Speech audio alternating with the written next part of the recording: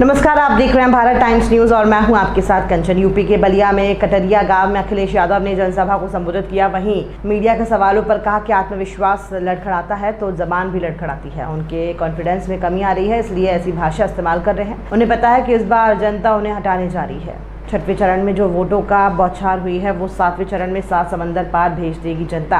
आकाश आनंद सवाल पर अखिलेश ने कहा कि अच्छी बात के लिए समर्थन किया, उनको हटा दिया गया है, उनके पार्टी का मामला है कि बड़े पैमाने पर लोग निकल रहे हैं और सरकार के खिलाफ मतदान कर रहे हैं। चुनाव के दौरान पश्चिम बंगाल में लगातार हिंसा हो रही है जो पुरानी कश्मीर की याद दिला रही है, इसको कैसे देख रहे हैं सर? क्या बोल रहे हो आप? किस दुनिया में चले जाते हो जी?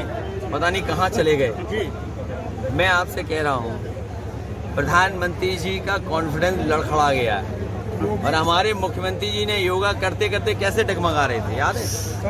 ये दोनों डगमगा रहे और लड़खड़ाते लोग हैं। सर बंगाल में जिस तरह पिछड़ों का स्कॉलर से बोल रहे थे कि निमंत्रण दिया गया था रामलला के उत्सव का, लेकिन सर जिस तरह कितने ज्ञानी है वो, कितने ज्ञानी है, आपने उनका ज्ञान का नहीं सुना आपने? कि जो इंजेक्शन लगाया है शरीर में वो वापस ले लिया जाएगा। आप बताओ कैसे वापस ले लिया जाएगा? इतना तो ज्ञान है उनके पास। भगवान जिसको बुलाते हैं उसे कोई रोक नहीं सकता। सर इस बार कब बुलावा आ जाए किसी को पता है। सर बंगाल में हिंसा नहीं, जब बुलावा आएगा तो जाएंगे। सर बंगाल में हिंसा नहीं हो रही है, चुनाव में हिंसा एक प्रत्याशी को दौड़ा करके उसको किया गया। आप बताइए, बीजेपी के लोग बूथ कमेटियों को लूट कमेटियां बना रहे थे, लूट बूथ। सोचिए, वो तो रोका गया। यूपी में नहीं देखा आपने? यूपी में जिस तरीके से लूटना चाहते थे, हमें खुशी है अपने कार्यकर्ताओं पे कि जिम्मेदारी से वो खड़े दिखाई थे। प्रधानमंत्री का कहना है कि इंडिया गठबंधन वाले मुजरा करे, क्या कहना है उस पर? देखिए, मैंने आपसे कहा कि जब आत्मविश्वास लड़खड़ाता है तो जवान भी लड़खड़ा जाती है। जब आत्मविश्वास लड़खड़ाता है तो जवान भी लड़खड़ा जाती है और कहीं न कहीं उनके कॉन्फिडेंस में कमी आ रही है और उसका परिणाम ये है कि इस तरह की भाषा इस्तेमाल हो रही है। उन्हें पता है, बीजेपी के लोगों को, कि जनता इस बार उन्हें हटाने जा रही है। 7वें चरण में हर मौके पर मैंने कहा कि जनता का गुस्सा 7वें आसमान पर होगा। जो 6वें चरण में वोट पड़ा है, जो बौछार हुई है वोटों की, 7वें में इन्हें 7 समुंदर पार जनता भेज देगी भारतीय जनता पार्टी के लोगों को। इनकी हर बात झूठी, वादे झूठे निकले। न किसान की आय बढ़ी, न नौजवानों को नौकरी रोजगार मिला और अन्याय की सब सीमा लांघ गए। जब आप उद्योगपतियों को कर्ज माफ कर सकते हो तो गरीबों का, किसानों का कर्ज माफ क्यों नहीं कर रहे? सूदखोर की वजह से घटनाएं बलिया में हुई, गाजीपुर में सुनने में समय समय पे जगह जगह से आती है। सरकार ने क्या रास्ता निकाला है जिससे गरीबों को बचाया जा सके, या गरीब को कभी जरूरत पड़े तो उसके लिए कोई इंतजाम इस तरह का हो जहां से वो सस्ती दर पर पैसा ले सके।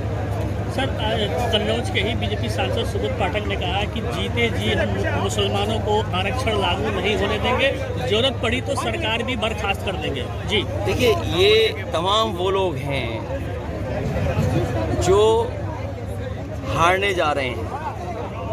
और जब देश के प्रधानमंत्री जी की और उत्तर प्रदेश के इतने बड़े प्रदेश के मुख्यमंत्री की भाषा क्या है, अपना विकास नहीं बता रहे हैं। वैसे तो हर गरीब के लिए वो बुलडोजर तैयार रखते हैं। अगर कहीं घर गिराना हो, मकान गिराना हो तो बुलडोजर तैयार रहता है। लेकिन जितने भी पेपर लीक हुए हैं, पेपर लीक करने वालों के एक के घर पे ही बुलडोजर चला हो तो बता दीजिए। और ये बुलडोजर जानबूझ करके नहीं चलाया, क्योंकि पेपर लीक करने में सब बीजेपी के लोग शामिल हैं। ये पेपर लीक नहीं हुए हैं, ये सरकार ने पेपर लीक कराए हैं जिससे नौजवानों को नौकरी न देनी पड़े। नौकरी न मिलने से केवल उनका सपना नहीं टूटता है नौजवानों का, 1/3 जीवन इस सरकार ने बर्बाद किया। उसका जवाब इस बार जनता वोट डाल के देगी। अग्निवीर व्यवस्था हमेशा हमेशा के लिए खत्म होगी। और जो आरक्षण को लेकर के खिलवाड़ करना चाहते थे, मुझे खुशी है इस बात की कि बहुजन समाज के लोगों ने और खासकर वो लोग जो बाबा साहब भीमराव अम्बेडकर जी के रास्ते पे चलने वाले लोग, उन्होंने संविधान की लड़ाई को अपनी लड़ाई समझ लिया।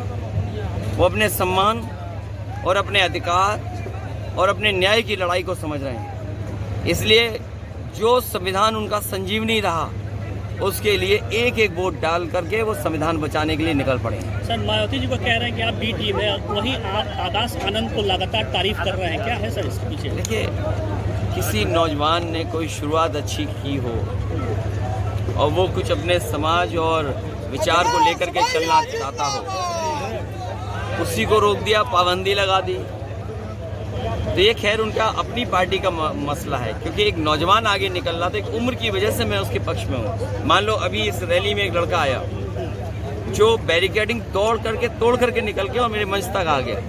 सोचो उसकी चिट्ठी में क्या लिखी थी, वो अग्निवीर व्यवस्था को खत्म करना चाहता है। तो सोचो जो नौजवान तोड़ करके वो हासिल करना चाहता हो नौकरी, तो सोचिए ये गुस्सा है लोगों के अंदर। आपने अग्निवीर आदि अधूरी कर दी, कल को आप इन खाकी वालों की नौकरी 4 साल की 3 साल की कर दोगे। क्या है, आप क्या कर रहे हैं यहाँ से देश के साथ? और फिर जो गांव का नौजवान था, बलिया, गाजीपुर, पूर्वांचल का, ये वो है जो फौज में जाकर के सम्मान की नौकरी करना चाहता था। आपने उसे सम्मान की नौकरी से दूर कर दिया। ये जो पीडीए परिवार है, ये पीडीए और पी से पूर्वांचल, तो पूर्वांचल और पीडीए परिवार और पी से ही प्रोग्रेसिव, एनडीए एन निगेटिव हैं। ये नकारात्मक राजनीति करते हैं। एनडीए मतलब निगेटिव, नकारात्मक राजनीति करते हैं, और जो एन से हैं वो भी नकारात्मक हैं, इसीलिए उनकी भाषा बदल गई। पी प्रोग्रेसिव हैं, पी पीडीए परिवार सबको साथ लेकर चलने वाले लोग हैं। सर, आजमगढ़ में देखा जाए तो धर्मेंद्र यादव के खिलाफ जो है अपर्णा यादव भी प्रचार करने उतरी है, इसको कैसे देखते हैं? कोई बात नहीं, ये कोई बड़ा मुद्दा नहीं है। जी सर, बड़ा मुद्दा ये है कि बलिया आते आते डबल इंजन के इंजनों का धुआं क्यों निकल जाता है। अपर्णा यादव का जो प्रचार है, सर अपर्णा यादव का जो प्रचार है, यादवों पर कोई असर पड़ेगा यादव वोटरों पर आजमगढ़ में? सर, अपर्णा यादव ये लड़ाई संविधान बचाने की है। इस पीडीए परिवार के साथ सब जुट गए हैं, और हमारे सनातन जी का नाम तो जानते हो ना, जिसकी शुरू अंत है ही नहीं, सनातन। और इन्होंने तो पहले दिन ही चुनाव जीत लिया, उससे बेहतर और कौन चुनाव जीत सकता है? पिछली बार तो रह गए थे, लेकिन इस बार रहने वाले नहीं हैं, इस बार लोकसभा में जाने वाले हैं। उनकी तस्वीर मुख्यमंत्री के साथ है, तस्वीर बीजेपी वालों के साथ है। अभी इतना बड़ा महिला सम्मेलन किया, लेकिन बीएचयू की बेटी के साथ जो अन्याय हुआ उसको याद ही नहीं आया उन्हें। और सबसे ज़्यादा असुरक्षित महिलाएं और बेटियां अगर कहीं हैं तो बीजेपी की सरकार में।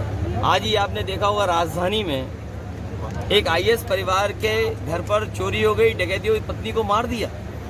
ये कानून व्यवस्था है, सोचिए। एक आईएएस की पत्नी की हत्या हो जाए उसके घर में, और क्या कह रही है? Law and order.